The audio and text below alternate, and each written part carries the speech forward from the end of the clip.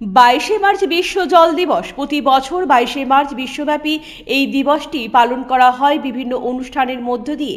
এর উদ্দেশ্য হল নিরাপদ পানীয় জলের গুরুত্ব তুলে ধরা এবং পানীয় জলের সুস্থায়ী ব্যবস্থাপনা নিশ্চিত করা। দেশের প্রধানমন্ত্রী প্রতিটি ফোঁটা জল সংরক্ষণ ও দায়িত্বশীল ব্যবহারের অঙ্গীকার ব্যক্ত করেছেন। 1992 সালে ব্রাজিলের রিও ডি জেনেইরোতে জাতিসংঘের পরিবেশ ও উন্নয়ন সম্মেলনে বিশ্ব জল দিবস উদযাপনের সিদ্ধান্ত নেওয়া হয়েছিল। 1993 সালে জাতিসংঘের সাধারণ পরিষদে 22শে মার্চকে বিশ্ব জল দিবস হিসাবে ঘোষণা করা হয়। সেই থেকে প্রতি বছর একটি নির্দিষ্ট থিমকে ভিত্তি করে বিশ্ব জল দিবস উদযাপিত হয়ে আসছে। 2026-এর বিশ্ব জল দিবসের থিম হচ্ছে জল ও লিঙ্গ সমতা। যেখানে জল প্রবাহিত হয় সেখানে সমতা বৃদ্ধি পায়।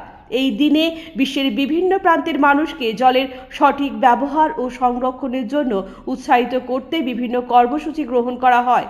ভূগর্ভস্থ জলের সংরক্ষণ, হিমবাহ রক্ষা এবং নিরাপদ পানীয় জল নিশ্চিত করা হচ্ছে বিশ্ব জল দিবস উদযাপনের মূল লক্ষ্য।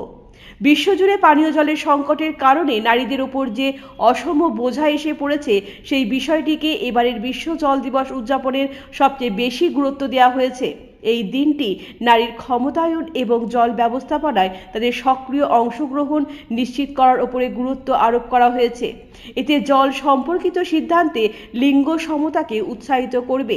আমাদের দেশে কেন্দ্রীয়ভাবে এবছর বিশ্ব জল দিবস উপলক্ষে জলশক্তি মন্ত্রক একটি বিশেষ কনক্লেভের আয়োজন করেছে, যেখানে সুস্থায়ী জল ব্যবস্থাপনা ও উদ্ভাবনী প্রযুক্তির উপর গুরুত্ব দেওয়া হয়েছে।